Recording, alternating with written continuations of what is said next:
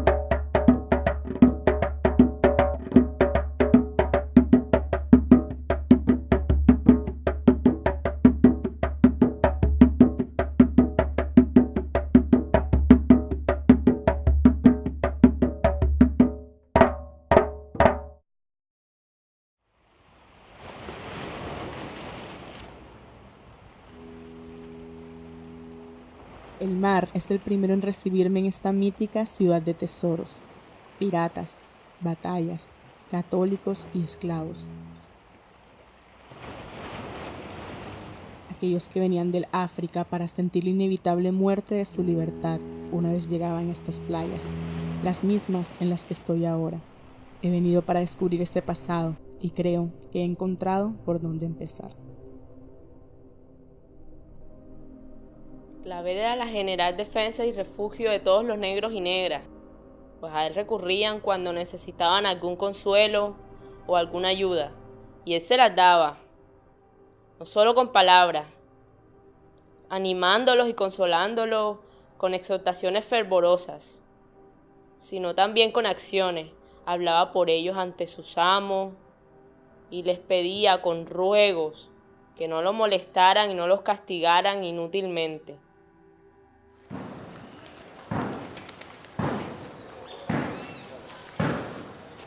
Buenos días. Compañera, ¿dónde queda el monasterio de San Pedro Claver? Hacia adelante. ¿Y no sabe quién fue él? No conoce la historia de San Pedro. Muchas gracias. Que esté muy bien. Pedro Claver. Leí que ayudó a los negros en una Cartagena de antaño, donde se creía que no tenían alma. Las calles parecen apuntar hacia mi destino, el lugar donde vivió, y hacia las personas que me contarán qué fue lo que hizo. Cuando llegan los españoles a conquistar América, pues están en un tiempo en que la esclavitud es común y corriente. Hoy día nosotros la vemos como algo extraordinario, pues, y totalmente desagradable. En aquella época, ver la esclavitud era como nosotros ver a los trabajadores de hoy, que sean empleados o que sean trabajadores del campo. San Pedro Claver viene a América no propiamente a buscar a los esclavos, sino viene como un misionero. El puerto principal de Cartagena era este. Aquí era donde llegaban los barcos de España, los barcos del África, todo lo que venía de Europa venía aquí. El padre Claver tenía su cuartico aquí, en esta punta, detrás de la iglesia. Entonces, con sus ventanitas, que eran ventanitas pequeñas, veía la llegada de los barcos. Y allí era donde él salía hasta recibirlos. Aquí llegaban los que venían a trabajar acá y los que venían de paso. Y eso entusiasmó al padre Claver.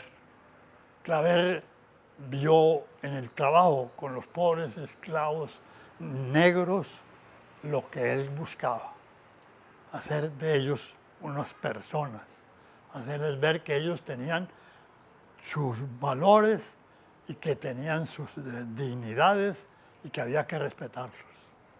y durante casi 40 años se dedica a eso. Pedro Claver estaba pasando por una situación o una circunstancia que en esa coyuntura no permitía que el tema de la esclavización o la trata negrera tuvieran ellos esa oportunidad de liberación. Él lo que hizo fue visibilizar la sociedad en general reflexionaran un poco en torno al papel de que eran los esclavos. A pesar de ser una mercancía, tenían un lado humano y que por lo tanto se le debía contribuir con ciertas cosas. Decían que él venía a serles amparo y padre. Era tan tierno el amor que les mostraba en el semblante, que mirándoles, y ellos mirándole, les decía más a los ojos que las palabras de los intérpretes dichas al oído. Entendían, aun siendo bozales, esa habla muda del mirar, y con una oculta simpatía se les iba el amor al Padre. Colombia es un país de mezcla. Aquí lo que vive es la mezcla. Se nota más en unas partes que en otras, pero eso es la mezcla. San Pedro Claver se adelantó a su tiempo. Y eso que estamos diciendo hoy lo decía el padre Claver. Eso fue lo que él dijo, eso fue lo que él se dedicó. Él no se dedicó a enfrentar a los negros con los blancos. Pero Claver siempre se mantuvo en el sitio de las mezclas. Y aquí era gran amigo de los españoles, gran amigo de los negros, gran amigo de los que estaban mezclados, de todo el mundo. Esa fue la obra de San Pedro Claver. Hacernos ver que somos hermanos. ¿Cuáles eran los intereses de San Pedro Claver? No los tengo muy claros, pero mucha gente dice, historiadores, que San Pedro Claver le escondía los instrumentos a los negros y luego para que ellos pudieran retornar a los negros los instrumentos tenían que pagar por eso. Entonces siempre, nunca la historia es como la cuentan, o sea, siempre hay unos matices.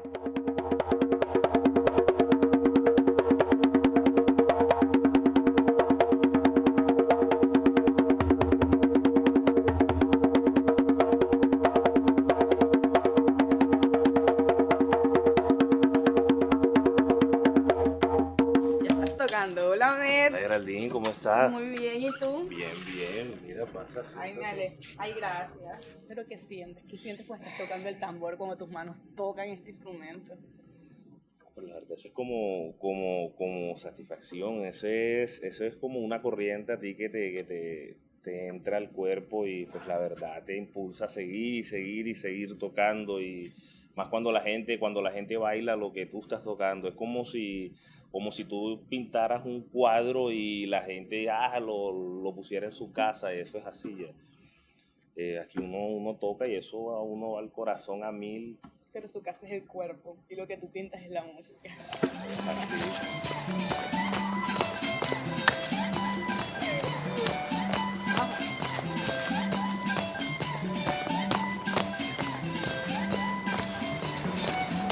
Siento bastante orgullo por mi raza, porque siento que, o sea, ya a mediados de año, varios estamos incentivando a la gente a que esto no es solamente una moda, sino que también es un estilo de vida. Me gusta bastante esto. También me gusta porque hago mi pelo rucho, o sea, hablo muy mi pelo rucho. O sea, la afrocolombianidad no es solo el negro. La afrocolombianidad somos todos, somos Caribe, somos África. Para mí eso es positivo, ya que nuestra juventud de ahora ya no crece tan ignorante. En realidad el único pase que va. Dale. Pero muéstramelo. Del nuevo.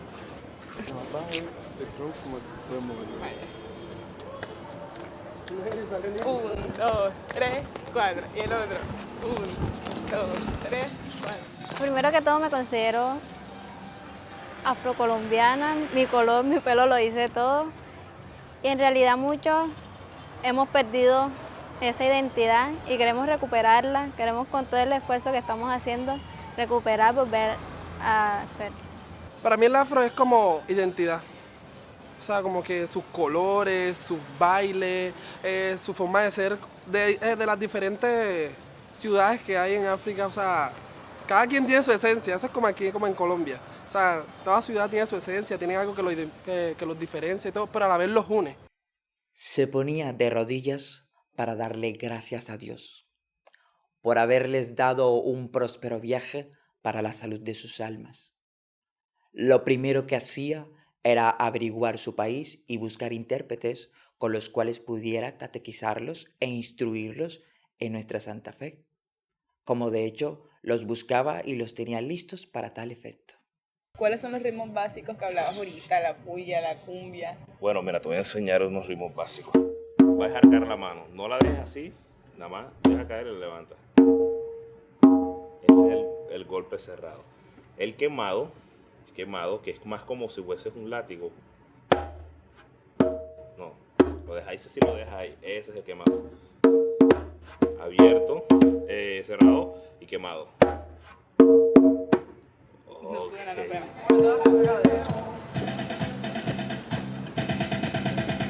Si más la mueves, entre más bajo, no te sale. Entre más bajo. Entre más presión. Marica, pero es que a ti te sale muy bien. Eso es práctica. Yo no practico, yo no sé. Yo soy arrítmica. O sea, el de No ahorita. eres rítmica, te estoy engañando. No.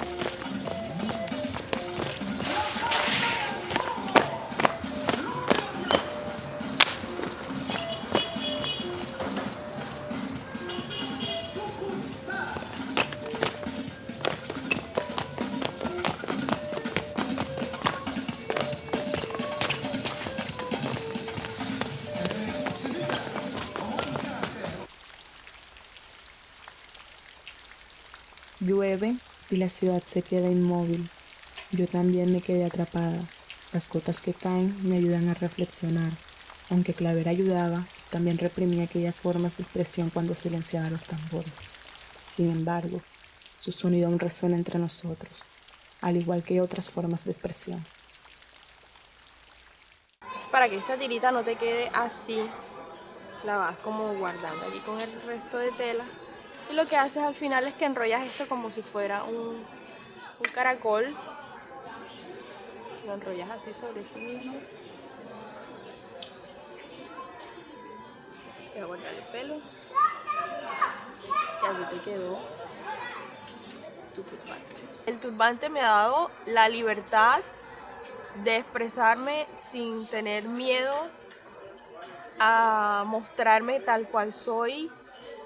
Sin tener miedo a arriesgarme, por ejemplo, a usar colores, a verme diferente a los demás. A mí me parece importante que la gente entienda que ser negro o ser afrodescendiente no va ligado a un color de piel, es decir, es entender que nosotros venimos de una mezcla de diferentes orígenes, ¿ya? Donde hay muchas cosas mezcladas. Históricamente el tema de lo negro, todo lo relacionado a ser negro, tiene muchos estigmas. Entonces entre eso el turbante también lo han cargado de ciertos estigmas, como relacionarlo con, no, que eso se lo ponen, como me dijo una mujer que estuvo en un taller, que parece santera. Hay que entender que hoy en día la sociedad cartagenera es en parte lo que fue anteriormente en su pasado. Entonces, personajes como Claver juegan un papel importante para la historia de la ciudad, porque estaba visibilizando actores que históricamente no habían sido puestos en escena y que, si bien es cierto, eso contribuyó de una u otra forma que el esclavizado no fuera visto como una mera mercancía. Cuando reflexionamos sobre esa realidad histórica, que fue muy dura, todos la comprendemos, esa realidad de la esclavización, pues nosotros hablamos de afrodescendientes, pero a mí se me ocurre pensar que también hay amodescendientes, es decir, hay personas que están en la línea, que son herederos de un legado de esclavización, otros que son herederos de un legado de amos. El poder necesita que haya gente subyugada, ¿no? Porque tiene que haber control, si no la sociedad no existiría. Y entonces fíjate que ¿qué nos controla? Nos controla la piel, el dinero, y siempre hay un sujeto que está arriba de ti, que te dice qué tienes y qué no debes hacer, ¿cierto? Y es un poco el racismo también se construyó de esa manera.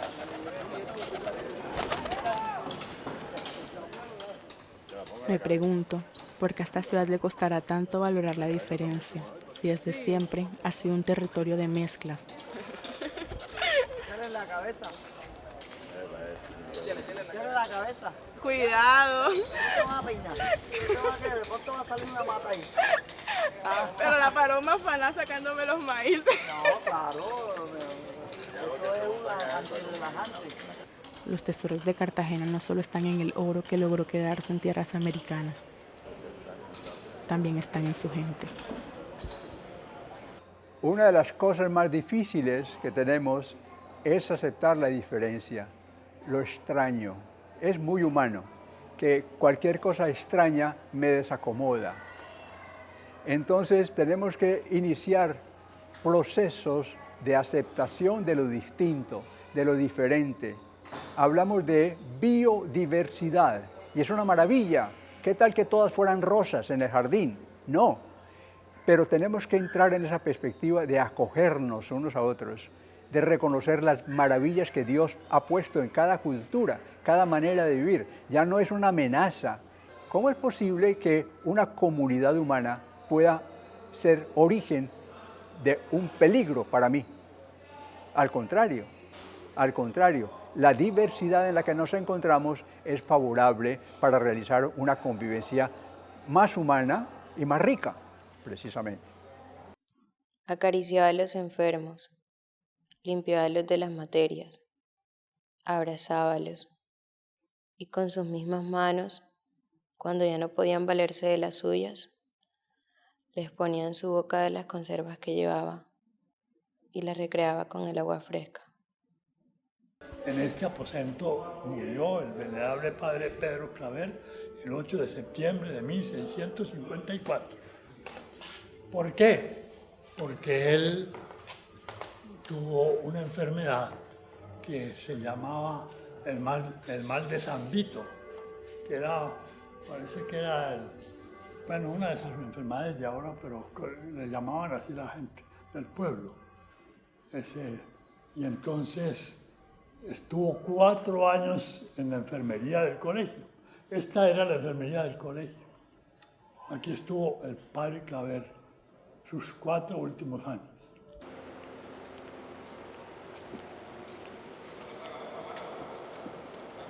Cuando ya el Papa dijo sí, verdaderamente vale la pena pensar en la canonización del padre Claver. Entonces trajeron los restos de allá y los trajeron primero aquí a una tumbita, una tumba pequeñita ahí, y después cuando lo canonizaron allá. Él me dijo: hermano, cuando yo muera quiero que me entierren en la iglesia, bajo mi confesionario. Yo le dije: no, padre, bajo el confesionario no, porque quedaría a las puertas del templo y las gentes no se atreverían a pasar sobre su cadáver. Lo voy a enterrar en la capilla del Cristo. A este cuerpo pecador, protestó. ¿No ahuyentaría también a los que vienen a venerar al Santo Cristo? Finalmente, cuando la multitud acabó de honrarlo en su última misa, lo enterramos donde yo le había anunciado, en la capilla del Cristo.